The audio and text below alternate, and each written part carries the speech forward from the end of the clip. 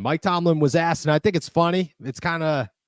It almost seems like an unspoken rule within the media now. You're just passing along the question. Somebody asks it this week, somebody will ask it next week, somebody will ask it next week, and somebody will ask it the week after that, really up until we get a different answer. But why is Justin Fields not the long-term starter? Why will Mike Tomlin not admit that Justin Fields or name Justin Fields the long-term starter? This is from our friend Jeff Hawthorne, who asked the question, now that you're 3 games in, what more do you need to see from Justin? Why not name him the starting quarterback going forward? To which Tomlin replied, because there's no need.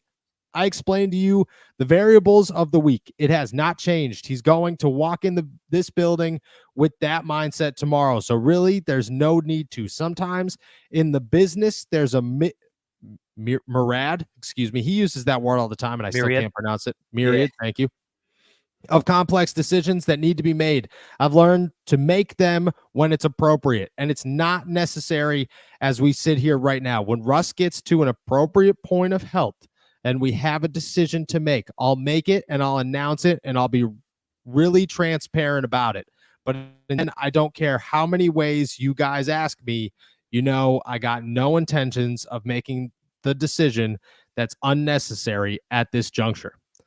Later in this press conference, he was asked, is Russ a guy who can get caught up to speed on a moving train? Does he apply to the Roman Wilson, Dean Lowry? A couple of years ago, it was Kello Witherspoon, Joey Porter Jr., all of those guys who needed the time to ramp up before Mike Tomlin decided, hey, we're going to toss him out there. And he essentially said no, that he doesn't, that he's totally fine. And I won't lie to you. I am fully confident Justin Fields will be the starter of the Pittsburgh Steelers for the remainder of the season. But from what I've been told over the last day or so, from what I hear from Mike Tomlin, and just what I know about Mike Tomlin,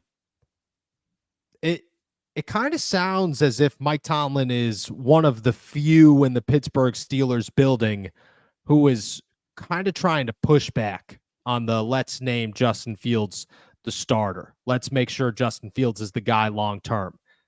It kind of still feels like Mike Tomlin believes Russell Wilson could take this team to the promised land, and he's going to leave the door open for Russell Wilson to lead this team to the promised land. And I'm not saying he's going to get that final call, because I don't think he's going to. I don't think Art Rooney's going to let him walk in the door and say, Russ, you're now the starter. We're 6-0, but you're back, so you're good to go. I don't think that could happen.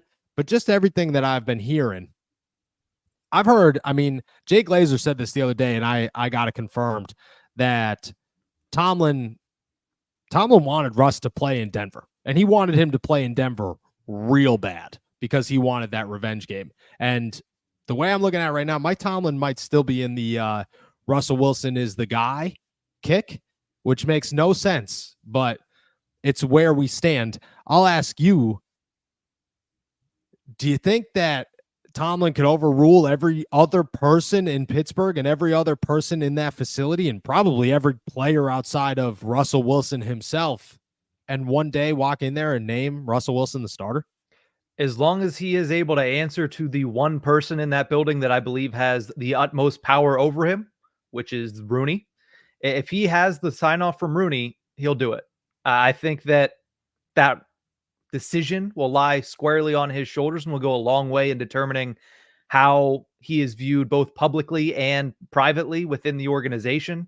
And I do think that if he's still on that kick for some reason, despite Justin Fields continuing to show you that he could, 1, win games, and 2, get better and better each week, that's something, and for the first time, I actually feel confident saying this, that's something that could really sever the relationship between Tomlin and the Steelers organization. My guys, You ever lift just a little too hard and forget to apply that daily deodorant only to get hit by a truckload of BO later in the day? Well, does that 3-in-1 shampoo ever leave you needing a second shower? Here we go. From the founders of Lumi, Mando Whole Body Deodorant is helping men conquer their odor in a new way. Formulated with mandelic acid, Mando has long-lasting 72-hour odor control that actually stops odor before it starts. And the best part is you can put Mando everywhere. Pits, packages, feet, skin folds, backs of knees, everywhere. To top it off, Mando's cologne quality scents are created with men in mind. And well, I'll give you a pro tip. Try their best-selling scent, Bourbon Leather. It's an absolute game changer. I will tell you that I got the package. My wife immediately goes, I could smell that box from over here. And I won't lie to you. I opened it up. I haven't turned back since. I only use Mando from here on out. Let me tell you about the Mando Starter Pack. It's the perfect thing for new customers. It comes with a solid stick of deodorant, cream tube deodorant, 2 free products of your choice, like the mini body wash and deodorant wipes, and free shipping. Luckily, I have a discount code to help you get hooked up on your favorite smelling body deodorant on the market. New customers get $5 off a starter pack with our exclusive code. That equates to over 40% off your starter pack. Just use the code ALLSTEELERS at shopmando.com. That's SHOPMANDO.com. It's time to smell better naked. Your partner will thank you. I want to say I agree, but I don't know if I do. I kind of feel like the Steelers and Mike Tomlin will never be severed, you know? Yeah. I like that guy could burn the building down, and I feel like everybody be like, yeah, well, he's never lost a season, won a Super Bowl. So I think we're going to bring him back 3 more years, give him a contract extension. Everything will be fine. And we should not be criticizing Tomlin at 3-0. We shouldn't. We should be sitting here and saying the Steelers are 3-0. They look damn good at 3-0. And there's a lot of optimism in Pittsburgh right now. I'm kind of signaling a sign of caution because, I mean, for me and for you and for everybody else who's covering this team, it's much more exciting to go into a Tuesday and Mike Tomlin say Russell Wilson is our starting quarterback this week. You know, that, I mean, you want to talk about a show, we'd have a show. We'd have a great show. We'd come on here and rip that guy apart and have a blast doing it, you know?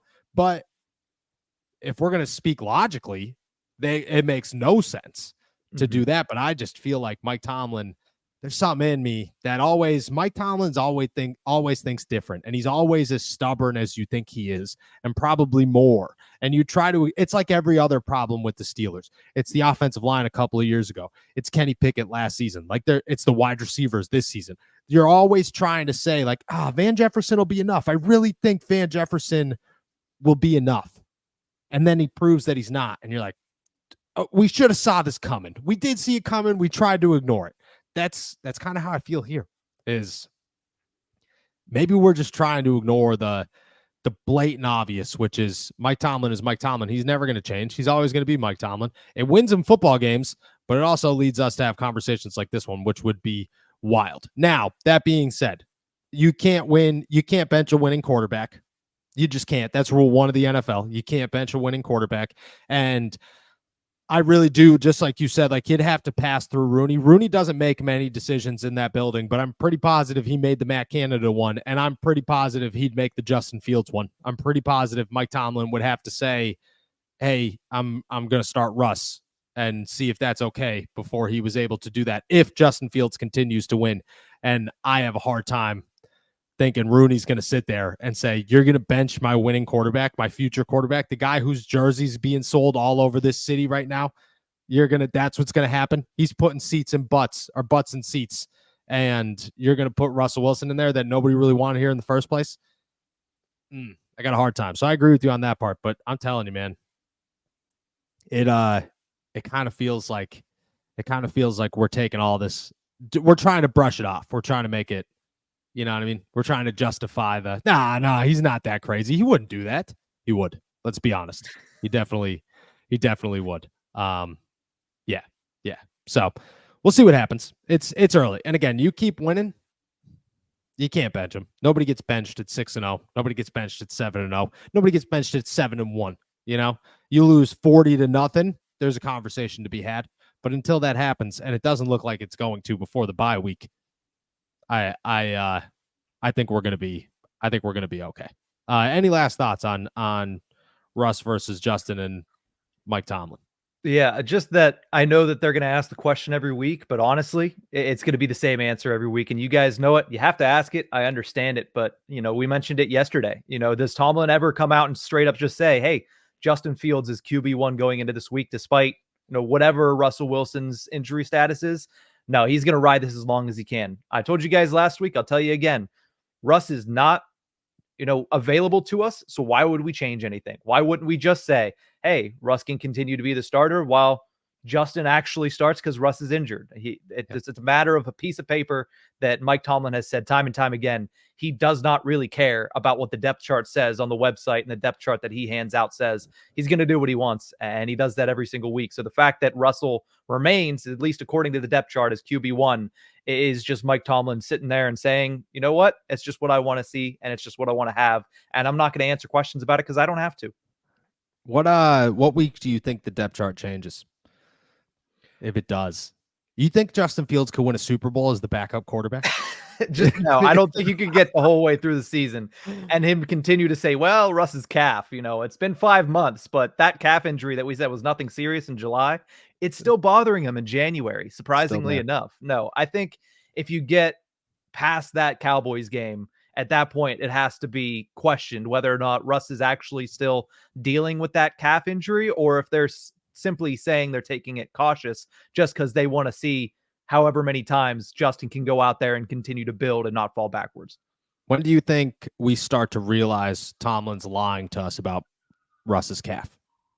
I mean, you haven't realized it already? I think Russ is hurt right now. Russ is hurt right now. Hurt. But when do you think Mike Tomlin everybody starts to become like real suspicious? Because right now we're a little, but it's still early enough where you're like, yeah, 4 weeks in, Russ is probably hurt. At what point do you think we all collectively just go, come on, man? Yeah, like he's not. It's been 2 months. He's practiced every day. He's not hurt. I mean, they don't have any more. He tweaked it in their back pocket. They already used that one up in week 1 of the season. So if we see that again, that's when you just look at it and say, okay, did he tweak it, or does he just have a commercial shoot for another Danger Witch sandwich and you're giving him that time? Like I knew it. I don't think he can tweak it again. And if he does, then you might as well shut him down for the season. I knew you were going to bring up the Danger Witch at some point.